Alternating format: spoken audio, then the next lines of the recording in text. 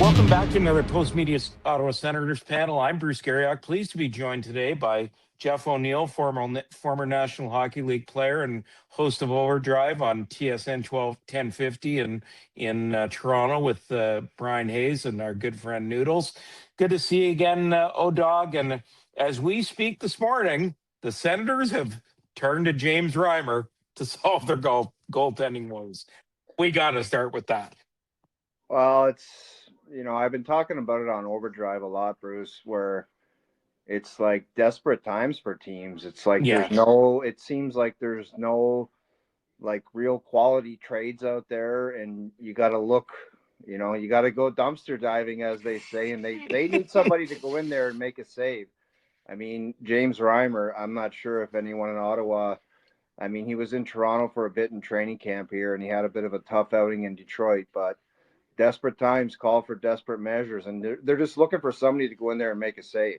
That's the bottom line. And if that's what they got to do, then that's what they got to do. And I just hope he can make a save for them, because the Sens were such a positive story for the first part of the season with no Brady, and they won a bunch of games, and they seem to be climbing up the standings after a bit of a tough start. And now what they've got going on there, with Ullmark not playing, and they just need a guy to go in there and make some saves. It's a difficult situation. It really is. I think Merrilainen is a better goalie than He's shown we saw it last year when he carried the team while Allmark was hurt. But he's a 23-year-old who's been thrust into a difficult position. If nothing else, might Reimer be able to settle him down a bit? Well, you're just hoping for something for him. It's like I said, when you're desperate like that, maybe in a back-to-back situation, James Reimer can go in there. But look what we're talking about here. I was having lunch with my buddies a couple days ago, and they were talking about Reimer. They saw the transaction go across the board about the possible interest, and they were like, "Didn't he play?" These guys are both 80 years old, and they said, Didn't Reimer used to play for the Leafs?" And I said, "Yeah, I think 15 years ago." Did you play with him? No, I didn't. Oh, I was long gone by then, but they're just hoping for some kind of stability to kind of to quiet the crease, as they say. Although there's a lot more noise than that, as you know, Bruce.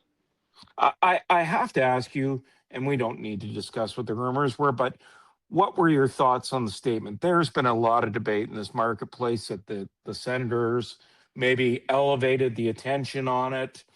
My wife is a former strategic communications director for the leader of official opposition, and Belinda Stronach is in the Liberal government.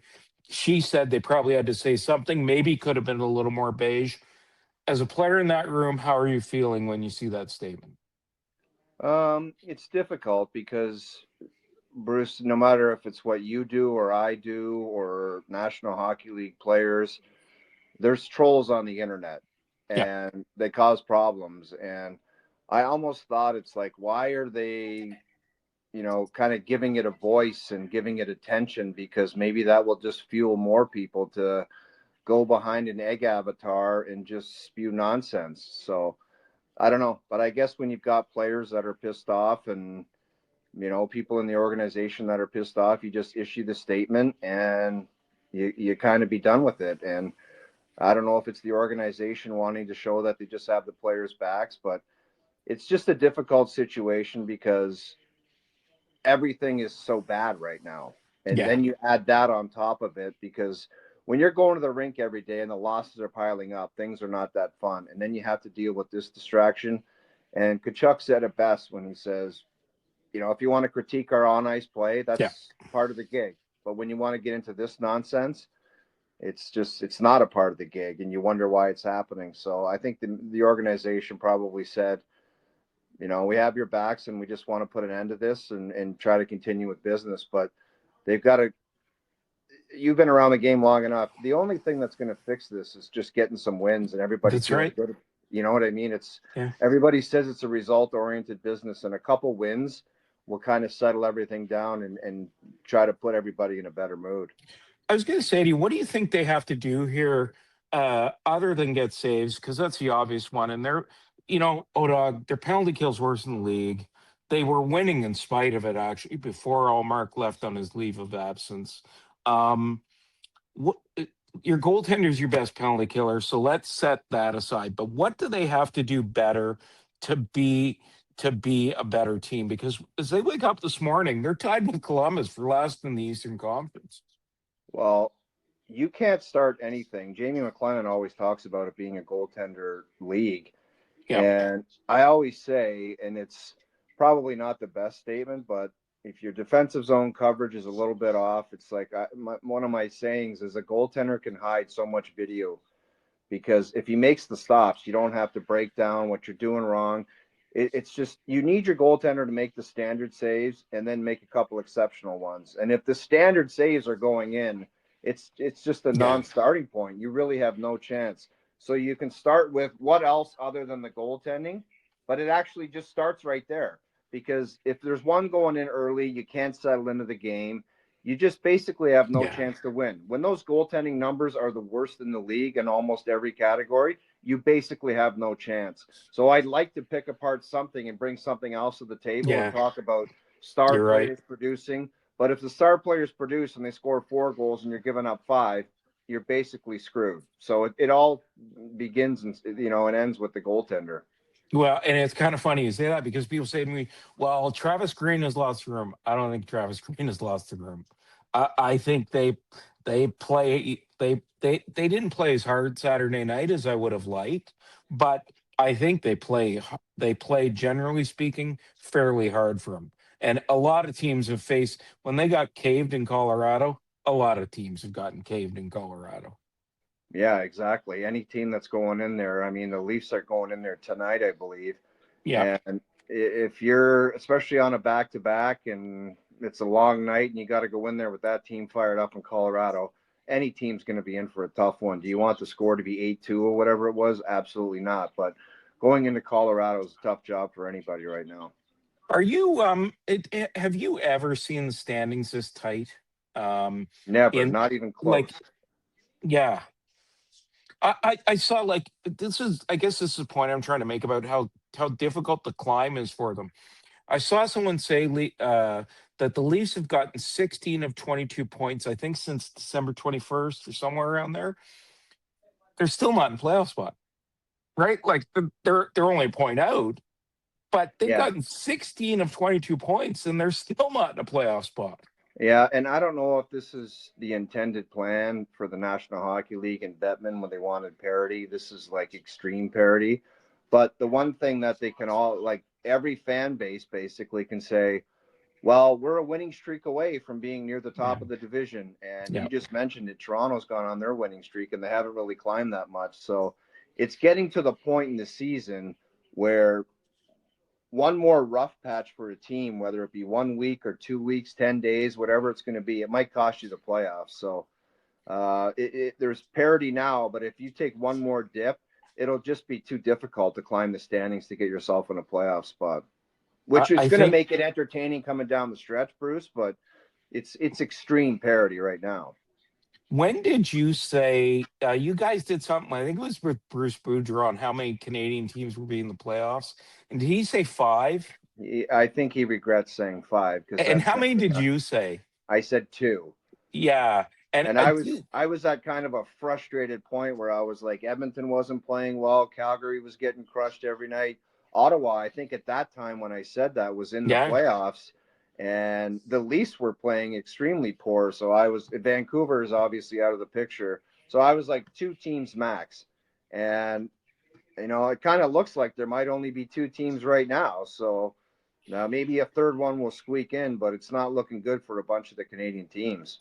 Do you think it's now between Toronto and Ottawa as to who sneaks in? If you had to look at it? Yeah, I don't know. Winnipeg is going to have to get awfully hot if they want to do anything in that division Yeah. that they're playing in. So you're probably right. It's between Toronto and Ottawa who can kind of rise to the occasion and win a lot of hockey games coming down the stretch. I don't know what the points percentage they're going to have to play to coming down the stretch, but it's going to have to be awfully high. Like I said, there's no room for that Yeah. 2 week, 3 week blip. But if you do that, it's probably going to cost you the playoffs. Why have the Leafs gotten so hot lately? Bruce, for whatever reason, there just seems to be like a fog that's been lifted off them. It's definitely not Mark Savard getting relieved of his duties with the team. They just seem to be playing more intense. And I don't know, we've seen the Edmonton Oilers start the season, and all of a sudden McDavid started to pick up steam and the team started playing better. The Florida Panthers went through a spurt where they kind of picked it up, although they're struggling a little bit right now. It's just the fog is lifted and they're on the positive spin right now. And I think you're seeing that with all the teams. They go through stretches where it's 3 weeks great, and then it's 3 weeks where they fall down the standings. So they're playing well right now, but their schedule is going to be awfully difficult coming down the stretch. I'm not sure where it ranks in the league, but it's got to be one of the toughest. Last question for me, because you spent 2 weeks at the World Junior and you did a marvelous job filling in for Bobby. All the research you did. Let me just set this straight, Brucey, okay? I was not filling in for Bob. I know you were there before. I've been doing the World Juniors for 10 years. You can't replace Bob McKenzie. I love people that were writing me the whole tournament. They were writing me the whole tournament. They're like, "Nah, you're okay replacing Bob." I'm like, "I'm not replacing Bob." Don't ever let get the truth in the way of James' narrative, right? Yeah, exactly. No, but I do have to ask you about Team Canada. They finished with a bronze. I don't think there needs to be an investigation into junior hockey in Canada. There's more parity, isn't there? The younger players coming up from other countries are maybe a little bit better than they used to be. I think it's great for the tournament. I mean, I'm kind of spoiled where it's like almost every year you're thinking, Canada's probably going to win the gold medal. And I thought that this year, just watching them in the pre-tournament games, I'm like, there's enough talent here where they can win a gold medal. And I thought they would. The problem was it was almost like an overcorrection the year in Ottawa where they couldn't score a goal. This year, it's almost like they couldn't keep it out of the net.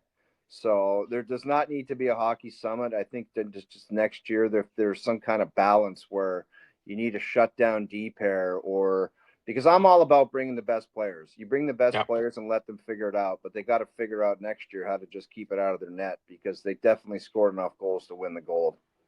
Well, I really appreciate your time today, and good to catch up with you, Jeff, and we'll see you again.